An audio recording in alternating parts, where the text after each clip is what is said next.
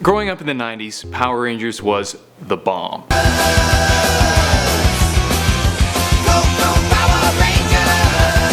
Whether I was watching it on TV or renting it from the video store, it was all that a kid needed in a show. Fighting monsters, robots. I'll always remember that episode where they beat that bad guy, then he grew, then they all merged into a Megazord, then beat the big bad guy.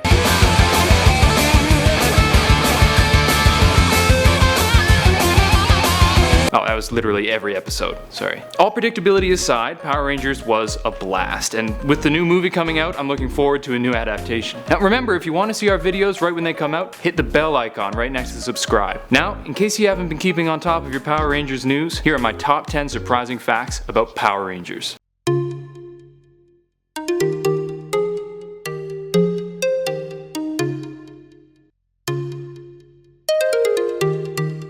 Number 10. Did you ever notice that every time the Rangers were hit, sparks would fly everywhere?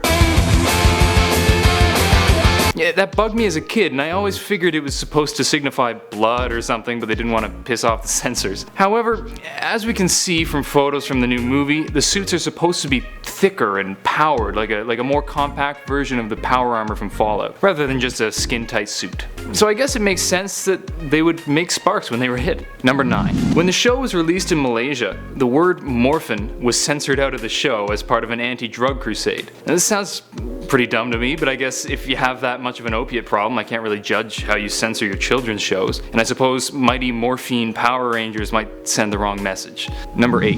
Jason David Frank, the now MMA fighter who played the Green Ranger, was only supposed to be around for one season, but he was such a fan favorite that he ended up being brought back. Hey, ugly, take this! He stayed on all the way to Power Rangers Dino Thunder in 2004, going on to play the White Ranger and White Ninja Ranger. The White Ranger was totally my favorite. He's a somewhat controversial figure nowadays. It seems he speaks before he thinks at times, but most of what I found were just rumors, so I won't repeat them here in case they're false. I'll just say that the White Ranger was awesome, and you can come to your own opinion about the actor. Number 7. Bryan Cranston is OG Power Rangers. You probably know that Bryan Cranston will be playing Zordon in the upcoming Power Rangers film, but did you know that he actually voiced several characters in Mighty Morphin Power Rangers? He provided the voice for Snizzard and Twin Man.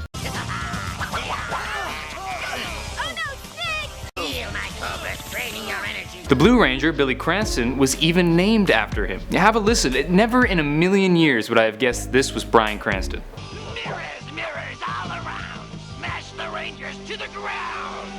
Number 6. Speaking of Cranston, there has been some controversy surrounding him in Power Rangers after a comment he allegedly made back in 2009 resurfaced. When discussing how the Blue Ranger, Billy Cranston, was named after him, Cranston allegedly expressed some annoyance with it. When asked why it was a problem, he said it was because he's the Fae one. This one's tricky for me, and not just because I want to have Bryan Cranston's babies. When I look up Fae, the most common usage isn't to mean gay, but rather strange. And the character of Billy Cranston is certainly strange.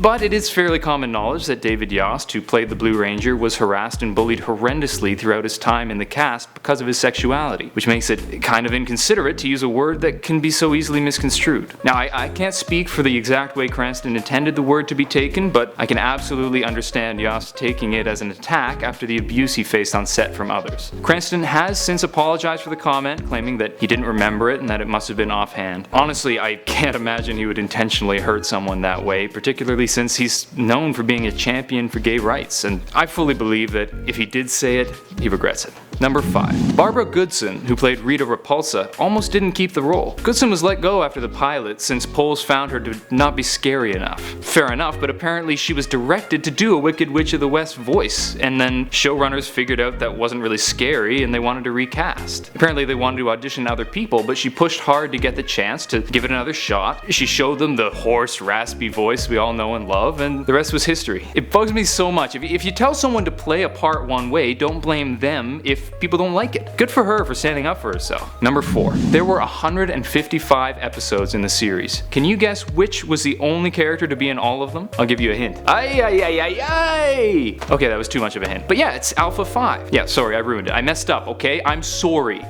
ay, ay, ay, ay! Ay, ay, ay, ay, ay! Ay, ay, ay, ay! Ay, ay, ay, ay, ay!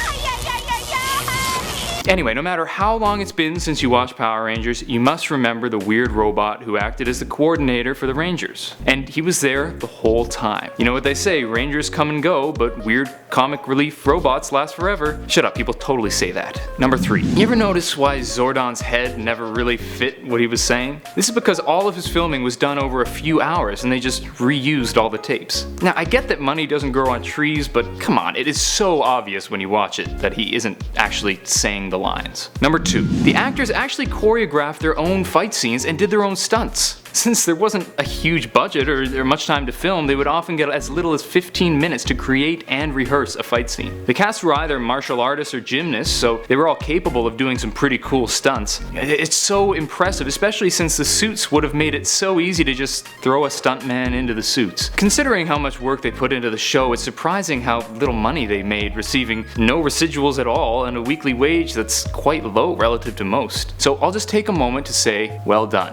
There, I'm sure that makes up for all those missed residuals. Number 1. One fact more! In the Halloween episode, Skull has a tattoo on his chest with the numbers 24601. Any fellow musical theater lovers out there will know that to be a reference to Jean Valjean's prison number in Les Miserables. Now, prisoner 24601, your time is up and your parole's begun. Oh my god, now all I want is a Power Rangers version of Les Mis. Okay, anyone out there, if you want to do that, I volunteer. I will play every part. Seriously, it needs to happen. Here's my audition. 24601! Nailed it. That's it for today. Thanks for watching. If you enjoyed it and want to see more, smack that like and click the old subscribe button. Have an idea for a video? Let us know in the comments below. Did I ruin Zordon for you? Any ideas for Les Rangerables? Let me know in the comments or hit me up on social media, link down below. Until next time, I'm Ron Mackenzie LaFurgy with Top 10 Nerd. Later, Gators.